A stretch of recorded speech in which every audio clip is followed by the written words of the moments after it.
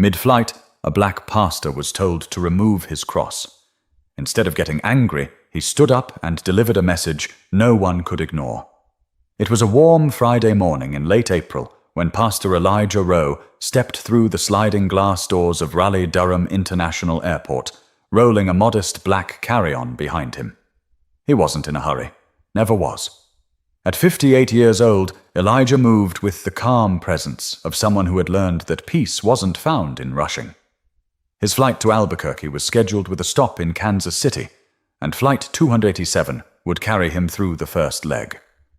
He wore a light cream linen shirt, dark slacks, and scuffed brown shoes that had seen more potluck dinners and hospital rooms than he could count. But what stood out wasn't his clothes. It was the small wooden cross resting gently against his chest. It wasn't flashy or oversized. No gold, no diamonds, just a piece of carved wood, the edges worn smooth by years of wear. His grandmother had given it to him when he was 18, just before she passed. "Wear it when the world forgets who you are," she told him. He hadn't taken it off since. At gate C21, Elijah found a quiet corner seat and pulled out a notepad. He didn't do sermon prep on a laptop. He preferred paper, the scratch of pen against page. This week's message was on forgiveness. Again. He chuckled softly to himself. "Seems like God wants me to keep teaching what I still need to learn," he whispered, sipping lukewarm coffee from a paper cup. Boarding was called right on time. He stood, greeted the gate agent with a gentle "good morning," and made his way down the jet bridge. He gave a small nod to the flight attendant near the door, a tall woman with stiff posture and clipped tone. "Seat 22A," Elijah muttered to himself, walking down the aisle. A young man already sat in 22B, wearing headphones, hoodie up. Elijah gave him a polite smile and sat down by the window. The boy barely looked up. That was fine. Elijah never needed conversation to feel comfortable. He rested the cross against his shirt and resumed writing in his notebook. 15 minutes later, the cabin door closed. The aircraft pulled away from the gate. The usual announcements played, followed by the clunky roll down the runway. Elijah whispered a quiet prayer as the plane lifted into the sky. He was halfway through his outline on Luke 6 when a voice interrupted him. "Sir," a woman's voice said from the aisle. "Sir, excuse me." Elijah looked up to see the same tall flight attendant from earlier, standing beside him. "Yes, ma'am?" he asked, eyes kind. She didn't smile. "Can I ask you to tuck your necklace into your shirt, please?" Elijah blinked. "My cross?" She nodded. "We've had a few complaints." He looked around, surprised. "From who?" "I can't disclose that," she said quickly. "We just ask passengers to be mindful of displays that might make others uncomfortable." He studied her face for a moment. There was no warmth in it, no room for discussion. "I'm sorry," Elijah said slowly. "But this necklace isn't a display. It's my faith. It was my grandmother's." "Sir, I'm not trying to argue with you," she said, her voice tightening. "I'm asking you to please comply with a simple request so we can avoid any further issues. Is this an airline policy?" Her lips pressed into a thin line. "I need you to cooperate." The young man in 22B pulled down his hoodie slightly and glanced at Elijah, then looked away. Elijah's hands remained still on his notebook. He hadn't raised his voice, hadn't moved an inch. "I'm sorry," he said again, softer this time. "But I won't be hiding it." The flight attendant exhaled through her nose, clearly annoyed. "I'll be back," she said, then turned and walked away. Elijah sat back in his seat and looked out the window. The clouds were thick below them, pure white stretching for miles. He touched the cross gently, thumb rubbing the worn edge. This wasn't new. Not exactly. But something about it felt different, like something had shifted, even if he couldn't name it yet. But the flight wasn't over, and neither was the conversation. The drink cart was 2 rows behind when she came back. No smile, no warmth, just the same stiff posture and that clipped professional tone that made every word feel like a formality, not a conversation. "Sir," she said again, standing over Elijah Rowe, her arms crossed this time. "I need to ask you again to tuck the necklace away. There's a woman 2 rows up who said she finds it offensive." Elijah didn't respond right away. He looked at her, really looked at her. Her name tag read C. Densmore. Her uniform was pristine, not a thread out of place. She kept glancing at the other passengers, as if looking for backup. Or an audience. He glanced forward. Row 20. A woman in a blue blazer with large sunglasses stared straight ahead. Didn't look back. Didn't fidget. Just waited. "I understand what you're saying," Elijah replied calmly. "But I've done nothing wrong. I haven't spoken to anyone.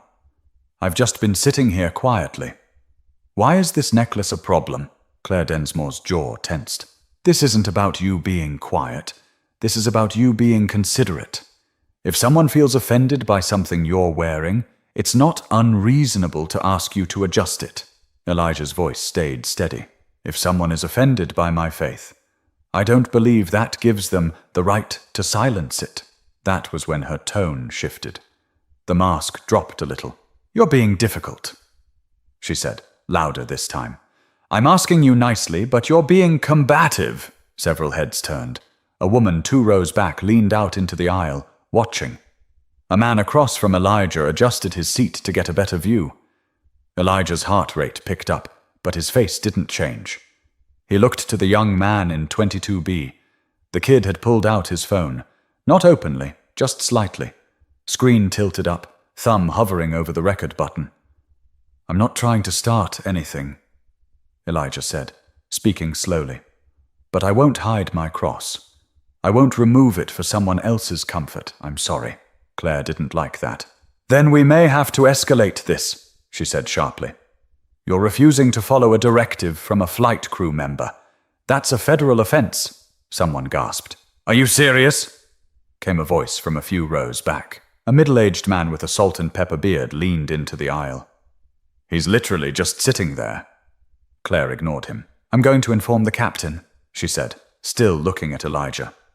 "We'll handle this when we land." "Of course," Elijah replied. She turned and walked off again, this time briskly, muttering something to another flight attendant as she passed the drink cart. The silence that followed felt thick. Elijah didn't look around. He stayed in his seat, pen still resting between his fingers. The pages of his sermon notes fluttered slightly in the breeze of the overhead vent. Then came a whisper. "Sir," the boy next to him murmured, barely audible over the hum of the plane. "I'm recording, just so you know, in case they try anything." Elijah turned his head slowly and gave the boy a grateful nod. "Thank you," he said quietly. "I saw everything," the boy added. "She's way out of line." Elijah smiled faintly. "Sometimes it's not about the cross. It's about the person wearing it." The boy didn't answer, but he looked down at his phone, still filming. 3 rows back, an older black woman leaned to her companion and whispered something. Her eyes locked with Elijah's for a brief second. She gave him a slight gesture, like she saw him, and she understood. That meant something. The intercom dinged. Another attendant, not Claire, made a quick announcement about light turbulence ahead. Routine. But the energy on the plane had shifted. People weren't just trying to nap or watch movies anymore. They were paying attention. It wasn't the kind of attention Elijah wanted, but it wasn't about him anymore. But before the plane could land, something would happen that no one expected, not even Elijah. By the time the plane leveled out after the turbulence warning, Claire Densmore returned to the aisle, but this time she wasn't alone. Another flight attendant trailed behind her, a younger man with dark hair and nervous eyes. His name tag read Jonas Worth, and unlike Claire, he didn't walk with confidence. His steps were hesitant, almost apologetic. "Mr. Rowe," Claire began, loud enough for half the cabin to hear. "I've spoken with the captain. If you continue to disregard crew instructions, we may be required to take further action when we land." Elijah didn't flinch. "I'd still like to know what policy I've broken." "You're being confrontational again," Claire snapped. Jonas stepped forward, glancing between them. "Maybe we could just—" Claire cut him off. Jonas, I've got it handled. There it was again. That tension, that tone. Elijah remained seated, calm. But inside his heart was pounding. Behind them, row 19 stirred. I don't see why he should have to hide his cross, said a woman with curly red hair and a thick Wisconsin accent. I wear a Star of David necklace every flight I take. No one's ever said a word to me. Claire turned sharply. Ma'am, I'm asking you not to interfere. I'm not interfering, the woman replied.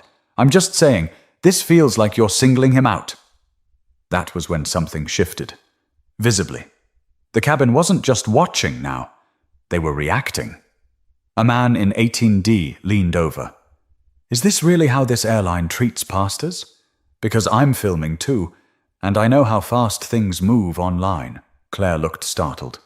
For a moment, she opened her mouth to speak, but then shut it again. Elijah, Jonas said softly, stepping in, lowering his voice. Sir, I'm sorry. I really am. You've been nothing but respectful. I think we should de-escalate. Let's just let it be. Claire's face flushed.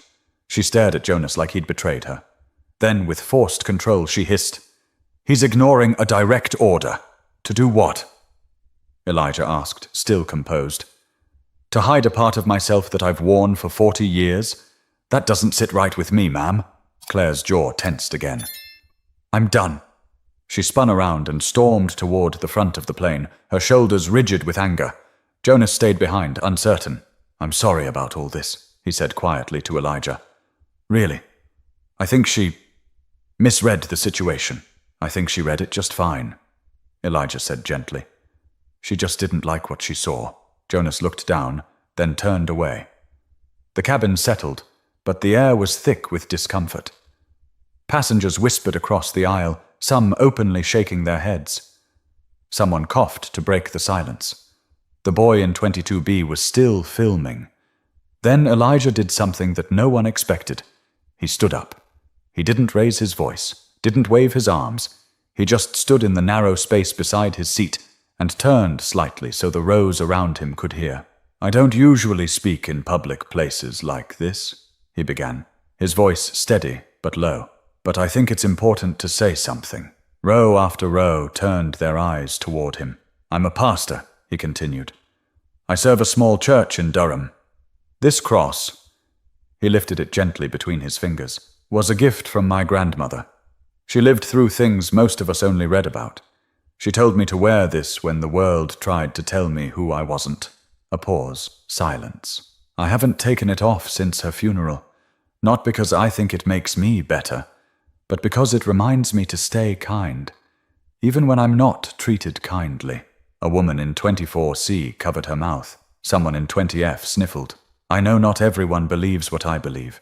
I respect that, but I've done nothing wrong here. I've sat quietly, I've followed every rule, and I've tried to be gracious even when I was made to feel small. He looked directly at Jonas. I don't need to be escorted off this flight. I'm not a threat. I'm just a man flying home to preach about forgiveness on Sunday. The plane was quiet, but sometimes silence speaks louder than anything, and the plane wasn't going to stay silent much longer.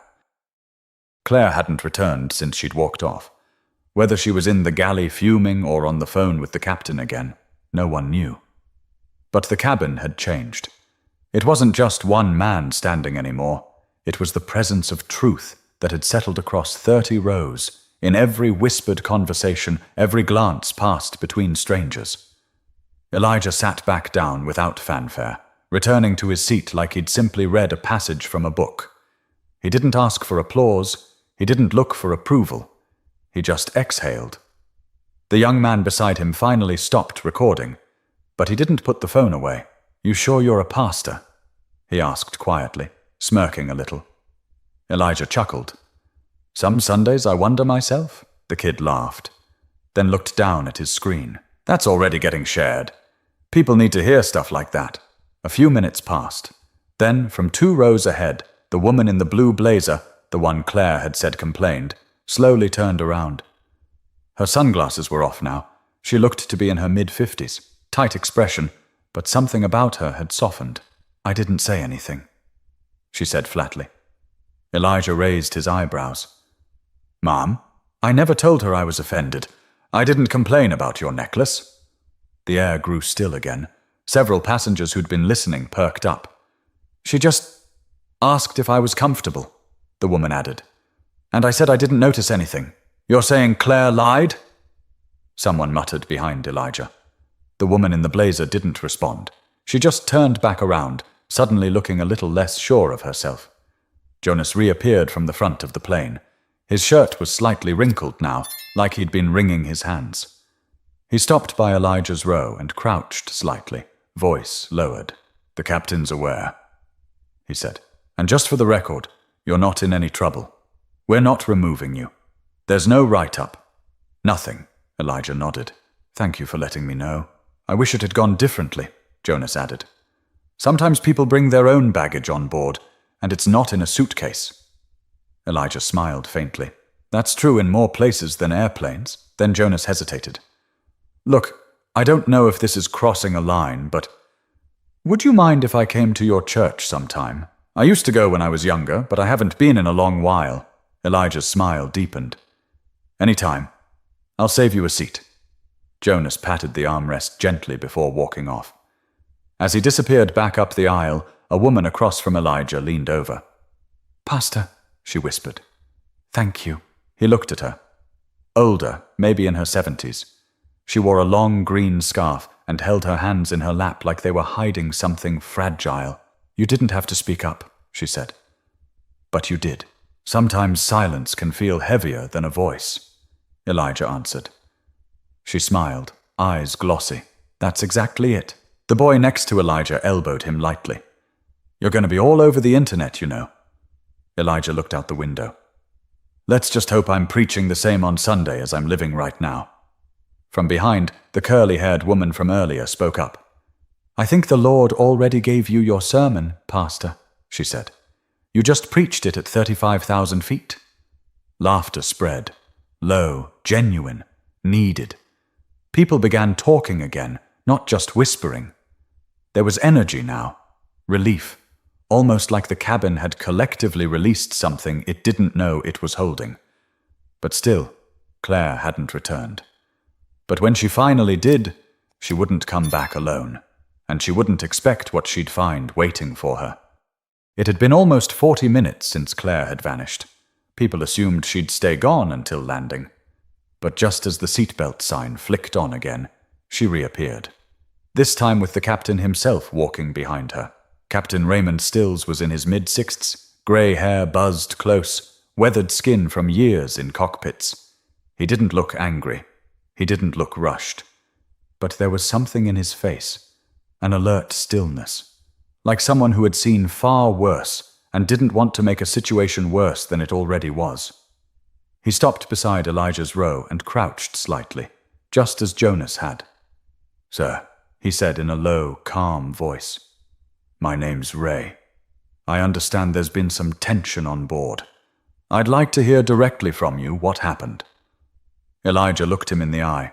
"Captain, I've been sitting here quietly. This cross around my neck seemed to be a problem for a flight attendant. She asked me to hide it. I said no. That's all." Ray glanced at the necklace, then at Elijah's calm posture. "I appreciate your tone," the captain said. "That matters more than you might think these days." Claire stood stiffly behind him, arms crossed. Passengers nearby were pretending not to listen, but no one had headphones on anymore. Everyone was tuned in. "I've spoken with my crew," Ray continued, "and I've watched the footage.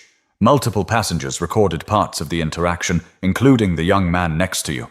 Elijah gave a slight glance toward the teen, who gave a half nod, still holding his phone like it was a shield. Ray stood up and looked around at the surrounding rows. "I want to be clear," he said, louder now. "There is no policy on this airline that prohibits religious symbols, whether it's a cross, a hijab, a yarmulke, or anything else. Passengers are free to express their beliefs as long as they are respectful. And from everything I've seen, Pastor Rowe has been nothing but that." Several people nodded. A few clapped. Quiet, polite, not dramatic. Ray turned to Claire. "We're going to have a longer conversation when we land." Claire didn't respond. Her face remained unreadable, but her jaw was tight. Still, she turned and walked back toward the galley without another word. Ray leaned back toward Elijah. "You're not in trouble. You never were. I apologize on behalf of the crew." "You don't have to," Elijah replied. "But I appreciate it." Ray offered a small smile. "Well, some things are still worth saying," and with that, he returned to the cockpit. Jonas reappeared moments later and quietly offered Elijah a free drink and snack box. "Captain's orders," he said sheepishly. "Said you deserved at least that," Elijah chuckled. "I'll take the almonds." As the plane began its descent into Kansas City, something different settled over the cabin. People were chatting again, not nervously, but openly. Two men who hadn't spoken the whole flight were now exchanging church stories. A young woman pulled out her Bible and started highlighting verses. A toddler across the aisle waved at Elijah, and his mother mouthed, "Thank you." And Elijah? He just sat back and finished his sermon notes. "Forgiveness," he wrote, but not silence. Across the aisle, the older woman in green took out a pen and scribbled something on a napkin. She passed it across to Elijah. He unfolded it. It read, "You reminded us how to carry grace. Thank you." He folded it and slipped it into his notebook. The plane began its final descent, but there was a quiet sense of closure, like something had broken and then repaired itself, if only a little. But what Elijah didn't know was that the moment wasn't over. The world outside that plane was already paying attention. Flight 287 touched down in Kansas City just after 4:20 p.m., tires thumping softly against the runway. The usual ding sounded. People unbuckled. Overhead bins clicked open. But there was a strange quiet to the movement, like no one wanted to be the first to break what had just happened in the air. As the plane taxied toward the gate, a flight attendant, not Claire, came over the intercom. Her voice was nervous, almost shaky. "We'd like to thank you for flying with us today. For those continuing on to Albuquerque, we'll begin boarding again shortly after a short break." Elijah waited. He always let others off first. He sat with his hands folded over his notebook, his cross still visible as the aisle cleared. When he finally stood to retrieve his bag, Jonas met him at the front of the plane. "Sir," he said, "there are 2 airport officers just outside the jet bridge. They're not here for you. They just want to speak briefly with the crew and take a statement." Elijah raised an eyebrow. "Is someone pressing charges?" "No. But once the footage started spreading, someone tagged airport security, then a few others. I guess people are watching." Elijah stepped off the plane and into the fluorescent-lit walkway.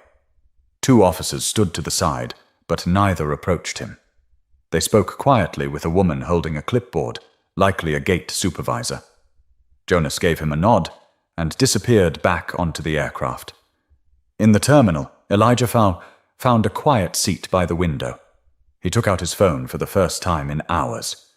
30 new messages, missed calls, a voicemail from his assistant back at the church. But what stood out was the alert at the top of the screen. A video had gone viral. It was the recording from the teen in 22B, now posted on TikTok, Twitter, and YouTube. The caption read, "Flight attendant tries to humiliate pastor for wearing cross. Watch what he does next." Over 800,000 views, and rising. Elijah watched only a few seconds.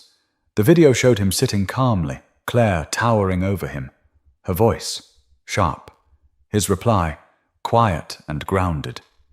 Then it cut to his impromptu speech, the cross between his fingers. He turned the phone face down. He didn't like attention. Never had.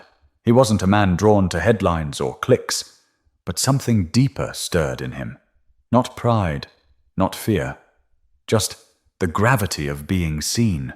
Minutes later, the teenager from 22B appeared in front of him. "Hey," the boy said, a little out of breath. "I'm getting off here. My layover's in KC. I just wanted to say, thanks again for not flipping out." Elijah smiled. "You did more than I did. You told the truth." The kid laughed. "Nah, man, you lived it. I just hit record." He held out his hand. "I'm Tyrell, by the way." "Elijah." They shook. The boy walked away, phone still in hand, a little straighter now. Elijah sat back, rubbed his eyes. The weight of the day was starting to settle in his bones. Just then, his phone buzzed again. A message from his assistant. "The church board saw the video. They want you to address it Sunday. Everyone's talking about it." He leaned his head against the terminal window. Outside, another plane was taking off. The engines roared. The sun had dipped just low enough to catch the wings in gold. This wasn't what he planned. He came for peace and ended up in a storm. But maybe storms weren't always meant to be avoided, because sometimes the real sermon starts long before the pulpit and echoes long after the plane lands. Sunday morning came faster than Elijah expected. He stood behind the pulpit at Grace Fellowship in Durham, the same place he'd preached nearly every week for the past 18 years. But this time, the air was different.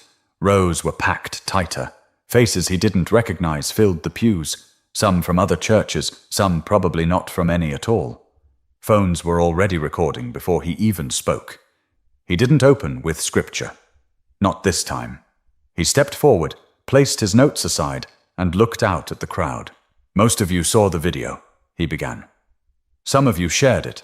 Others called. Some were angry. Some asked me why I didn't shout, why I didn't call her out, why I didn't fight back." He paused, letting the weight of the room settle. "I've thought about that too. I've been thinking about it every day since." There was no microphone feedback, no coughs, just stillness. I sat quietly on that plane, not because I'm weak or afraid, but because I've lived long enough to know that the loudest voice isn't always the strongest. Sometimes strength is sitting still when everything in you wants to stand up. Sometimes it's saying no, with grace instead of with rage. Heads nodded across the sanctuary. I didn't wear that cross to provoke anyone. I wore it because it reminds me of who I am. And when someone tells you to hide the very thing that shaped you, you've got two choices.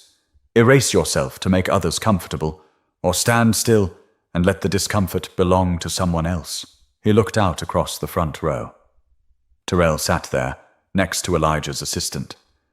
He gave a small smile. What happened on that flight? It wasn't just about me. It was about all of us.